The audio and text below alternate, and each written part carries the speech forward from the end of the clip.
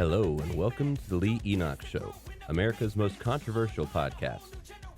On today's show, we are going to talk in the wake of last week's tragedy on the hottest topic in the political scene right now, and that would be gun control. Lee, what's the scoop?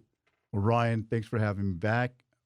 I would love to be talking to you right now about the NBA Finals or the hockey. I know Ryan here is really into sports. And do you have a podcast too on sports? I do, yeah. It's the main event, available also on K&T's website and YouTube. You know, very seldom do I meet a person who knows more about sports than I do, but Ryan infinitely knows more about sports. A young guy here, I'm going like, man, this guy, he's like breaking off some major knowledge to me last week about NBA, but the hockey shootout yesterday, right? I mean, he had like, what was it, 8-6? Oh, yeah, that was Colorado versus Edmonton. And Edmonton's had a history of high-scoring affairs. If you just look at their playoffs, they've got one of the top lines in all of hockey. Connor McDavid is an absolute monster and really has the ability to score anytime he's on the ice in any kind of way, but also is really good at setting up his teammates. And he's almost a one-man team. He's maybe the greatest individual hockey player we've seen since Wayne Gretzky, and that's not something you toss around lightly. Wait, so you have Mario Lemieux. I mean, I'm not a sports guy. This is a politics show. But Mario Lemieux, the Pittsburgh Penguins, right? And then you have the guy, Crosby. Sidney Crosby, Jaromir Jagr, all these great individual players. Connor McDavid has the potential to be even better at the end of his career than all of them. No one's going to be as good as Gretzky, but just in terms of individual performance and ability and what he can do with the puck on his stick, and a lot of it comes down to his speed. He blows by defenders almost without effort, and it's really amazing to watch him just individually on the ice. But like I said, no one's going to come as close to Gretzky anytime soon. But yeah, Connor McDavid has the potential to just be an easy first ballot Hall of Famer, and multiple cup winner if he can get a decent team around him. Well, I'd love to continue to talk about sports to you guys. And I really, honestly, guys, don't want to be talking about the topic today, because this, in light of the tragedy in Uvalde last week, where a psychopath, Ryan, absolute psychopath, demonic situation took place last week where this young guy went in there, I think it was 18 years old, under 20, goes into Uvalde Elementary School and kills 21 people. Now, there's a lot of controversy involved in it. Did the police respond in time? I'll leave that for another day. Okay, I'm a big proponent of law enforcement, have nothing negative to say about law enforcement. Did those police officers in that particular case do their job? I don't know. I haven't seen all the evidence. I actually talked to a police officer in Denton recently, and he said there's a lot more to that than what's coming out in the media. And, you know, I'll just say this. The media is always looking for an angle, I would say, to undermine the police. But that's just my take as a conservative. But since the Uvalde shooting last week, there's been a lot of talk about gun control in the United States. Do we need, these weapons like AR-15s? Or there's some people even saying, do we need guns at all? I know north of the border in Canada, Canadian Prime Minister Justin Trudeau basically is proposing a complete ban on civilian gun ownership throughout Canada. And what he said, I think it was yesterday, what this means is that it will be no longer possible to buy, sell, transfer, or import handguns anywhere in Canada. He also said, other than using firearms for sport shooting and hunting, there is no reason anyone in Canada should need guns in their everyday lives. Wow. Let me just read that again, guys. The Prime Minister of Canada said, other than using firearms for sport shooting and hunting, there is no reason anyone in Canada should need guns in their everyday lives. So you have a situation here where the government is dictating whether or not you should own a gun or not, and why you should own a gun. Now, I would say this. I thank God I'm not a Canadian. I know that's controversial, but right now, I would just say I think I don't live there. I've been up to Canada several times because I grew up in Michigan, right near the Canadian border. Some people can even detect I pronounce words in a Canadian way about, I think, things like that. Some girl at work the other day caught me saying, "Are you from Canada?" Like, because I'll pronounce my words. And I grew up actually, Ryan, watching Hockey Night in Canada. Not only did I watch Hockey Night in Canada, but as a kid, I watched it in French. Sometimes I'd find these obscure stations, and it was in French. Hockey Night in Canada. And they had this thing called Peter Puck. It was like intermission thing where a cartoon that they would talk about the rules of hockey. But anyways, I love Canadians, but I thank God I don't live there now because I support the Second Amendment. And another politician in Canada basically said that gun ownership is a privilege, not a right. Well, this is not Canada. This is the United States. And as a proponent of the Second Amendment, I could not more adamantly disagree than that. I think gun ownership is a right. And the Second Amendment says a well regulated militia being necessary to the security of a free state, the right of the people to keep and bear arms shall not be infringed. Now, that's a very controversial amendment. Obviously, there's a lot of debate on what this really means. Is that saying that every single citizen of the United States should have the right to own a firearm? Is it saying that they can own any kind of firearm? Before the show, we were talking about does that mean that they can own a bazooka or anti-tank weapon? Can they have more firepower in their home than the Ukraine has right now? That's a big debate. Is it talking about for a well-regulated militia? I've looked at this pretty carefully, and you got to understand that I come from a background that's kind of unique for a conservative, in that I was educated at some pretty far left schools. I got a chance to study at Princeton and graduate from Princeton Theological Seminary, and got a chance to study for a year at Claremont Graduate University in political science. And those environments are extremely leftist.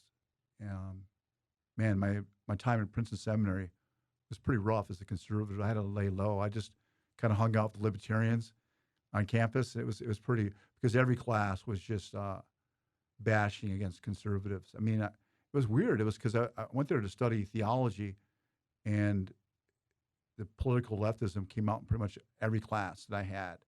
And most of the professors were advocates of gun control there. And so I had to think through my issues. Like, here in Texas, it's almost like a no-brainer to a lot of people that, gun ownership is a right.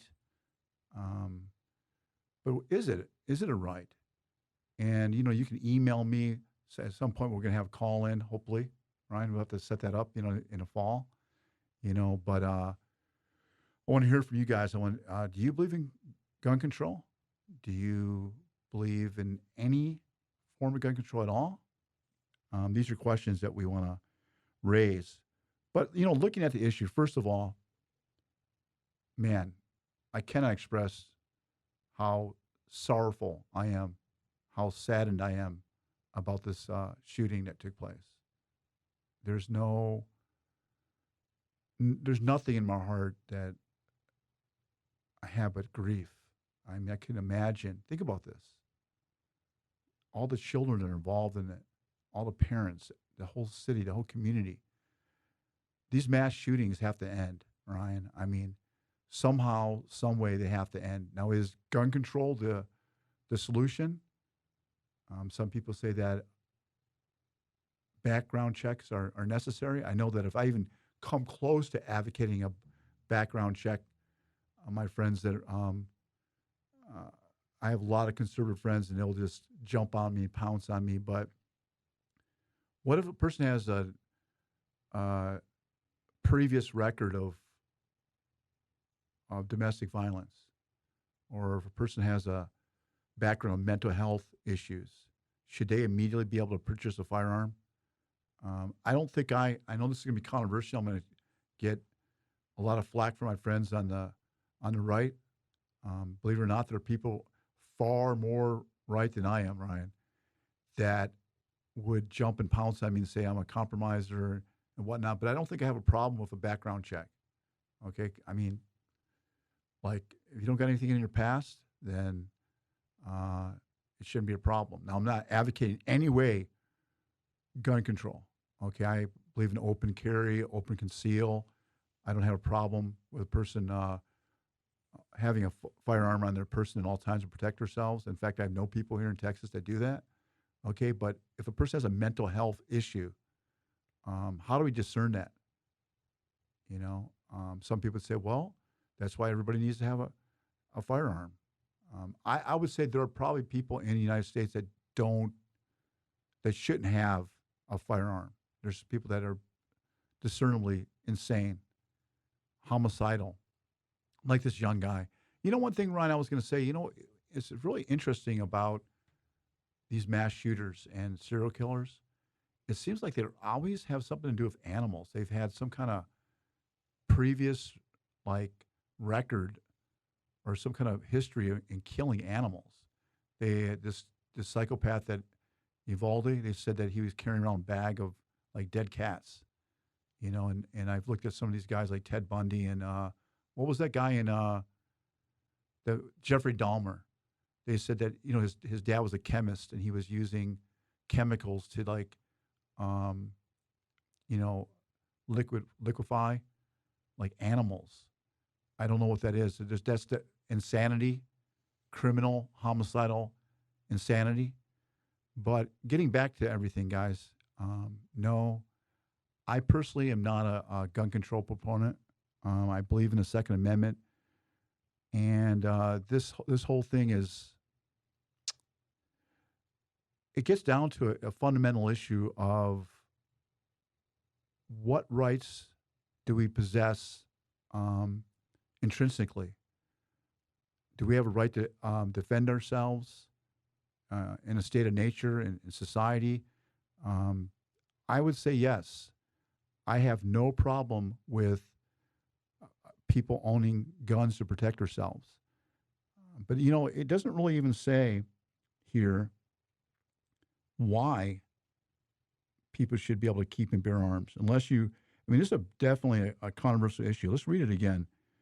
Second Amendment, a well-regulated militia being necessary to the security of a free state, the right of the people to keep and bear arms shall not be infringed. Now, is this saying, okay, in a time of the Revolutionary War or, in the colonial period, that the reason why people should be able to possess a weapon is because for a militia? Or is it saying just matter of factly that we should never, the right of the people to keep and bear arms should not be infringed? Is this predicated upon a well-regulated militia, or is this just a across-the-board amendment that supports people to own individual firearms? This is a tremendous debate. But for me, the way I read it is that the people should be able to keep and bear arms, and that shouldn't be infringed upon. And I don't. And some people would say, well, Lee, you've already contradicted yourself because you already are talking about background checks and prohibiting people with mental health issues from having, a firearm. Well, these are things that we have to work through. But for myself, I don't have an issue of screening certain people from, if you have a history of domestic violence, a history of violence, I have an issue with that. I know I'm going to hear from my friends about this, but for me, ultimately, I believe in the Second Amendment, and I believe that each American citizen, unless they have a discernible past of domestic violence and mental health issues should be able to own a firearm. Now, the question is, does this mean an AR-15? You know, what does this really mean? For myself, I have to think this issue through, and I want to hear from you guys. You know, send me an email this week. What is your biggest defense of being able to possess a weapon like an AR-15, a semi-automatic weapon? I'd like to hear from you on that issue. Right now, I would say I don't really have an issue with it, but I have to think it through. And if you're on the left of this issue, if you're progressive and you are out there and you believe in gun control and you believe in the complete ban of these automatic weapons, I want to hear from you too. But for myself, getting back to everything, Ryan, I would just say this, that this whole thing is a tragedy. And I think it was Bill Clinton's chief of staff, and he actually became chief of staff under Obama too, Rahm Emanuel, said, never let a crisis go to waste. Immediately after a lot of these mass shootings, people on the left in the United States will jump on the gun control bandwagon and advocate in some measures for complete gun control, or at least a banning of AR-15s and semi-automatic weapons. This is a debate that's going to continue. But I just wanted to tell my listening audience that I am very sorrowful for what happened in Uvalde. I personally think that there's got to be higher security, Ryan, in these schools. And this is a sad, tragic day that our schools, many of our schools in the United States are not safe, and that they could potentially be entered by some psychopath like this guy in Uvalde. Is the solution of one entrance situation? I know that Senator Ted Cruz here in Texas has advocated that. Different conservative politicians are advocating for that every single school should have massive, police presence, or at least one police officer in a school, and only one entrance in and one entrance out.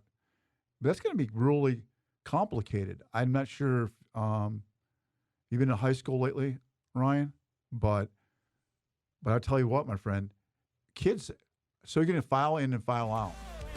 Just one door. File in and file out. Is that really what we're asking? Is that really going to work? I'm not sure. But I would just say this. At this point in time, cannot advocate for any kind of gun control measure. My heart is broken and shattered. And that's a lead nutshell. That's a lead nutshell.